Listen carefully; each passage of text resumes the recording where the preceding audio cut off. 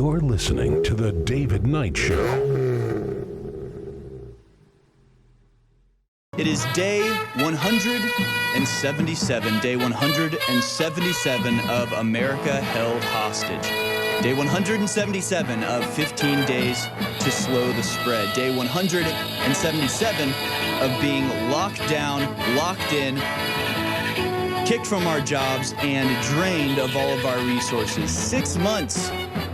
6 months, ladies and gentlemen, under total lockdown, and it doesn't seem to be coming to an end anytime soon.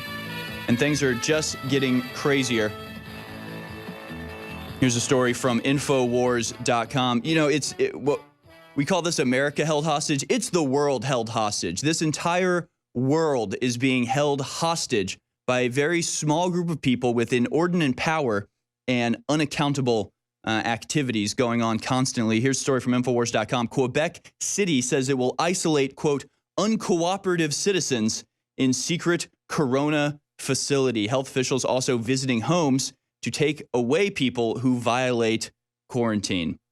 Absolutely absurd. You know, all those jokes people always made about the FEMA camps. Oh, what are you scared about, FEMA camps? Well, just call them Corona camps, and then everybody will be on board, I guess. During a press conference, Dr. Jacques Girard, who heads the Quebec City Public Health Authority, drew attention to a case where patrons at a bar were ordered to wait until COVID-19 tests came back, but disregarded that command and left the premises before the results came back positive. This led to them being deemed uncooperative and forcibly interned in a quarantine facility.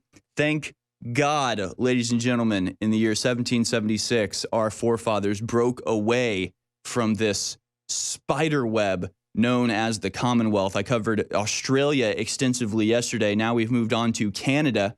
And it seems like there's something about the genetic makeup of these Commonwealth nations that just make them eager, desperate, and just completely willing to roll over for any sort of authority attempting to deprive them of any sort of human rights they may have. In fact, I want to go to this video here. This is found on Faith Goldie's Twitter account, and it is the Ontario Premier telling people exactly what they can expect now that their government has been given a tyranny-free pass. Right? That's what coronavirus is. Coronavirus is like a little badge that says you can't question my orders. And people are apparently going along with this. So here he is, the Premier of Ontario, Canada. Charged or not. We have to come down hard on people that aren't quarantining coming into our country. It's a privilege to come into Canada. It's a privilege to be here in Ontario. And if you aren't quarantining, if you aren't sitting on your couch, we're coming after you.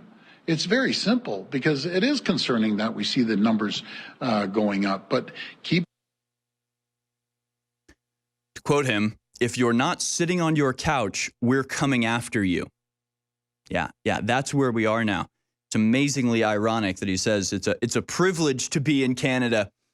You know, we have these special measures for people coming into our country. Meanwhile, Canada just being flooded by the millions with immigrants that they invite over. The demographic makeup of Canada looks an awful lot like genocide, if you ask me. So it's really amazing that they are just literally flooding their own country with foreigners in an attempt to deracinate the entire country there. But they're very mad that people are coming in and not staying at home. It's absolutely incredible. The health official outlined how the state is also tracking people down for violating their home quarantine and forcibly removing them to a secret facility. Quote, because we have had people isolated at home, and then we saw the person was not at home, so we went to their home and we told them, we are isolating you where we want you to be. Amazing. 6 other Quebec City bars known to have been frequented by Kerouac regulars are now being examined by public health officials. It should be noted that this is not being that it is not being claimed that anyone is actually sick from the coronavirus, but the state has the power to force a citizen into isolation anyway. And this article is by Paul Joseph Watson. He goes on to say, as we previously highlighted, the government of New Zealand announced similar measures, saying that they will put all new coronavirus infectees and their close family members in quarantined facilities. Absolutely incredible. So thank God, our forefathers broke away from this commonwealth and we have some semblance of the rebellious spirit left in America that makes this type of thing at least a little bit more difficult to do. They'll still do it. They just have to slow boil it. They can't just come out and say it. And of course, they don't have the strictures like, the First Amendment or the Second Amendment to keep their people free. So if you want to protest against this, you'll be arrested. If you want to talk about this on Facebook, you may be arrested. If you want to argue against this, well, you're out of luck because they will shut you down. You're listening to The David Knight Show.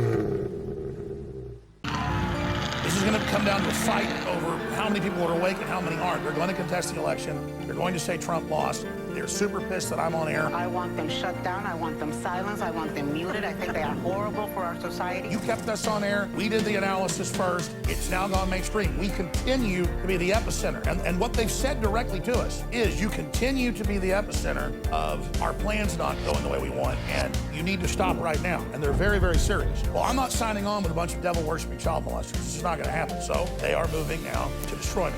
I used to say support InfoWars. Rescue InfoWars. Save yourself, save the world. We're in this together. Because let me tell you something. Communism's up here. InfoWars is the dam blocking it, which is all of us together supporting. And you and I are all down here with our families. My children are right here.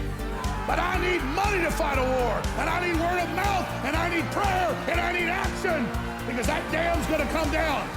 Trump's told you hell's coming.